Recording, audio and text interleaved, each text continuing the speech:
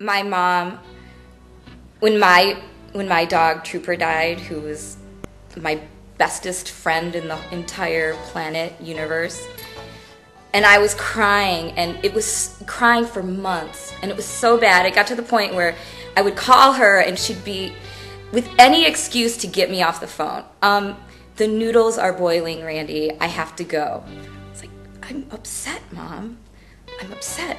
But I realized that I was really draining her and I had to like move on. And once again, she came up with these great words of wisdom. And I said, well, what did you do when April died? And April was my sister. And she said, you know, I had 2 other kids to raise and I just moved on. And I snapped out of it. And so when I call my mom and I say, hey, I'm going to do this. I'm going to act. And I do it. And I'm going to sing. And then I go do that. And I'm going to work on a book.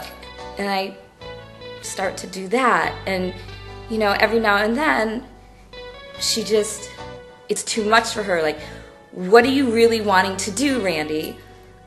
What makes you think that you can actually do all these things when you have a degree in automotive body styling?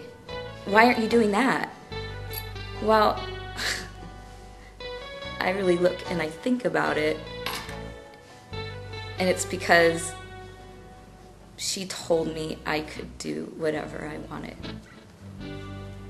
And I think that's really cool, because she supported my enthusiasms on everything. No matter how crazy I sounded, no matter how weird I, may have been when I thought I was haunted, she was still there. And I think that's pretty awesome. And that's a gift.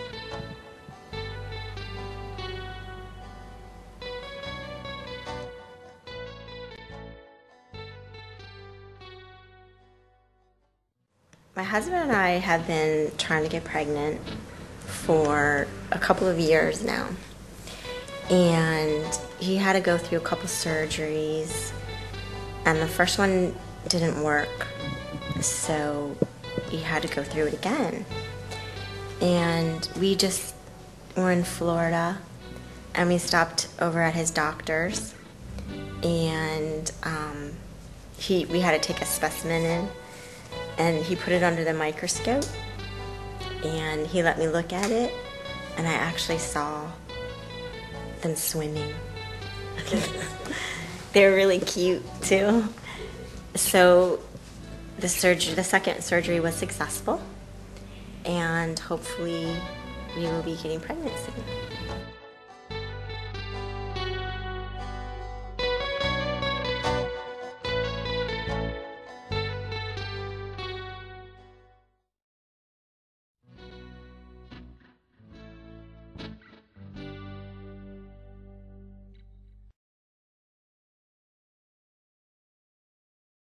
And I see my husband's dad, who's amazing. And he put both of his sons through college with cash.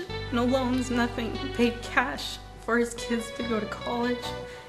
Done nothing but be there for his wife's entire family. And he raised his 2 sons. He owns condo, 2 other homes, and he has 2 beautiful grandchildren, and now a daughter-in-law that thinks he's the most amazing person in the world. And I just think about how lucky my husband is that he has such good parents that actually love him.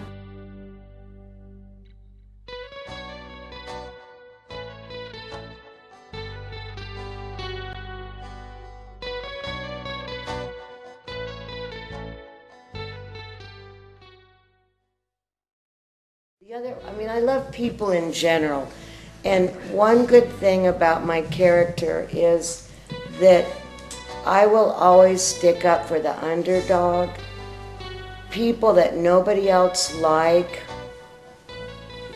I will stick up for them, and I will try to find the good in everybody. I'm a peacemaker. It takes a lot to drive me wacko. I mean, build up, and then I might explode. A couple of times when I exploded, once I broke out my bedroom window, once I broke my coffee table, threw coffee all over the wall. I didn't have a stable environment when I was little because my dad used to go out and drink, and they used to get in horrible fights, and I had stomach problems. I had to go to the doctors for stomach problems. But then my dad would go to church every Sunday, and then he'd come home, change his clothes, and go to the bar.